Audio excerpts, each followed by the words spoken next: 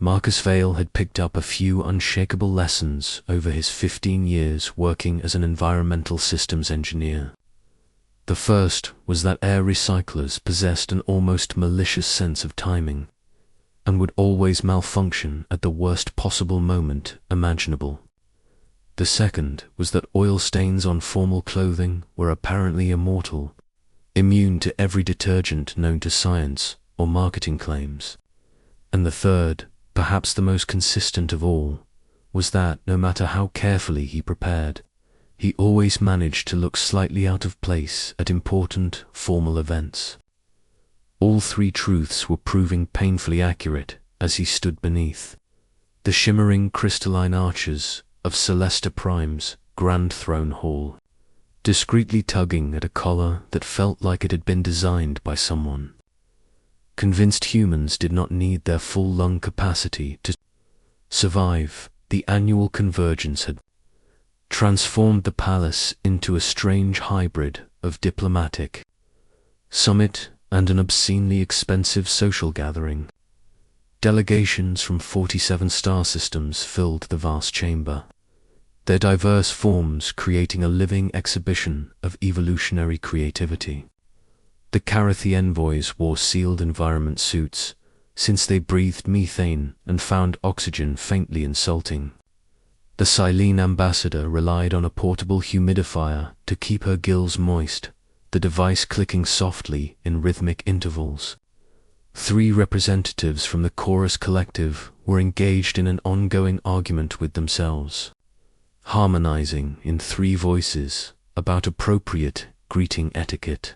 Marcus, present only because his company had won the palace's environmental upgrade contract and his supervisor had decided that someone technical should attend, felt spectacularly misplaced.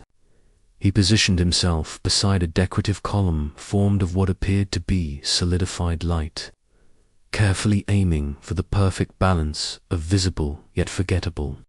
The column pulsed with gentle bioluminescence, warm hues flowing through its crystalline structure in patterns that likely held cultural significance. Though to Marcus they looked suspiciously like the loading screen on his diagnostic tablet, the Celestians themselves commanded attention effortlessly. Humanoid in general structure, they moved with an unconscious elegance that hinted at lower gravity in their evolutionary history. Though Marcus' briefing documents had been frustratingly vague about planetary details, one feature dominated their appearance: elongated ears that swept backward in graceful arcs, longer than human ears and capable of independent movement. He had watched a court official follow 3 conversations simultaneously, each ear rotating toward a different speaker while she maintained a 4th discussion herself. Their auditory perception made human hearing seem almost primitive by comparison. Queen Veyandra presided from a throne carved from a single massive opal, its surface shifting through pearlescent tones as light struck it from different angles. She wore authority with effortless ease, the kind that required no announcement. Her silver-white hair fell in soft waves like frozen starlight, and her amber eyes carried the warmth of ancient resin. She was beautiful in a way that made Marcus acutely aware that he was sweating through his rented formal jacket. Beside her stood Princess Lyssen. Marcus felt the instinctive sympathy reserved for children trapped in formal settings. She appeared no older than 6, wrapped in ceremonial robes that looked heavier than she was, clearly designed to discourage movement and eliminate joy. Her hair was the deep black of interstellar voids, sharply contrasting her mother's silver, and her small pointed ears twitched constantly with restrained restlessness. Her expression suggested she was enduring the event like someone serving a sentence. The ceremony unfolded with precisely the enthusiasm one would expect from mandatory diplomatic ritual. Ambassador Thielvik of the Northern Trading Consortium had been speaking for approximately 17 minutes about tariff regulations, his 3 voice boxes creating harmonics that made even customs paperwork sound monumental. Marcus had learned that if he mentally calculated the airflow dynamics of the chamber intake vents near the floor, exhaust ports high in the vaulted ceiling, thermal layering, and species respiratory needs, he could appear attentive while his brain remained productively occupied.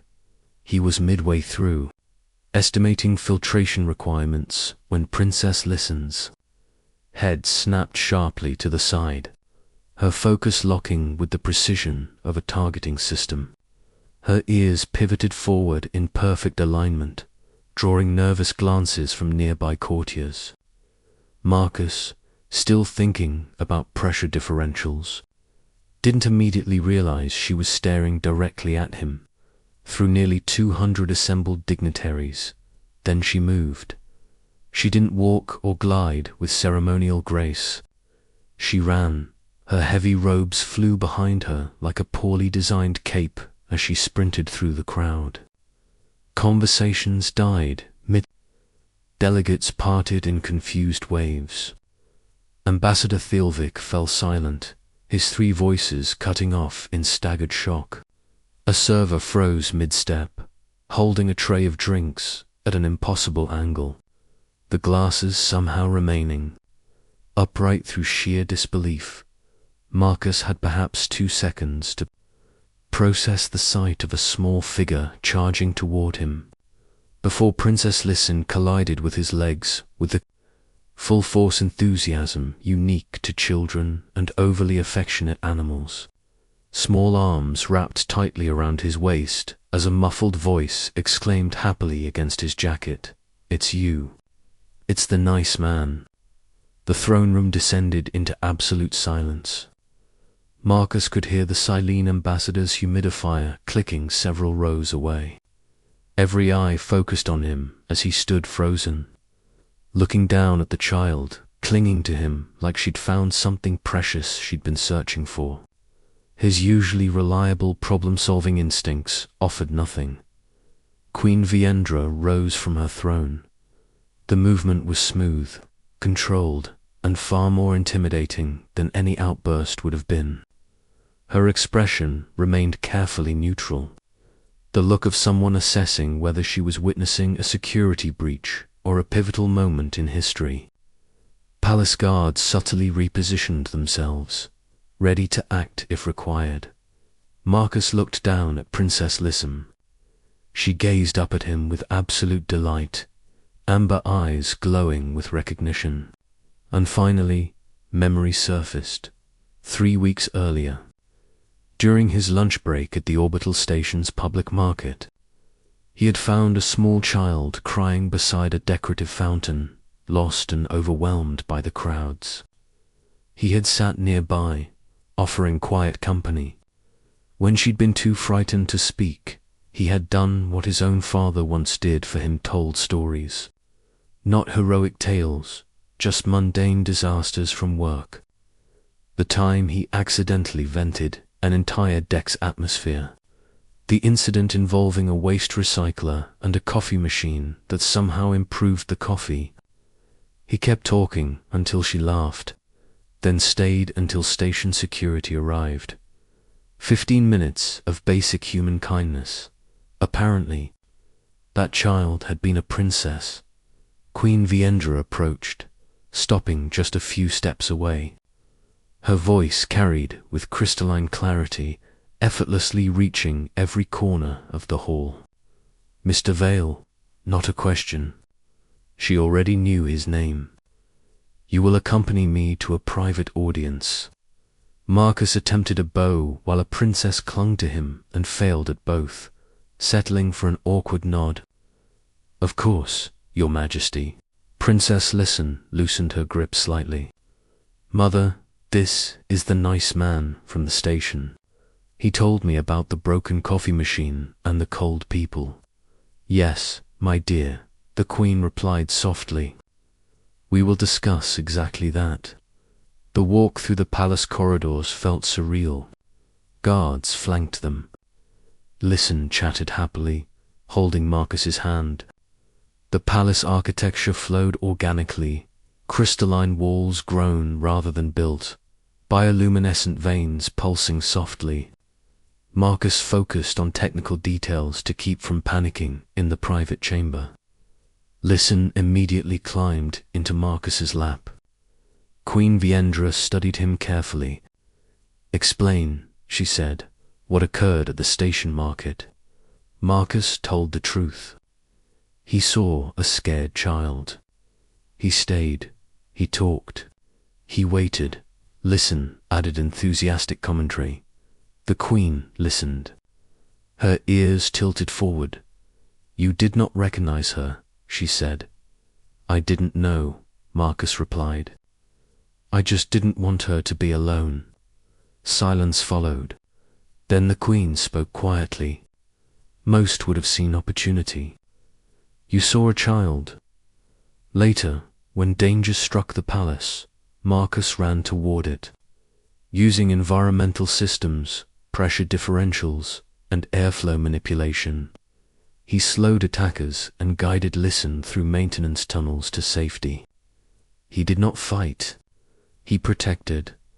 When it was over, Queen Veyandra held her daughter tightly, then turned to Marcus with eyes bright with emotion. "You could have died." "I couldn't not try," Marcus said simply. Months passed. Marcus stayed. Lyssen learnt. The palace breathed easier, and one day, standing together on a glowing balcony, Queen Veyandra admitted quietly, "Letting her run to you that day was the best decision she ever made." Marcus smiled, hearing Lyssen call from inside, asking him to check her calculations. Some engineering projects, he had learned, were not about systems, they were about people.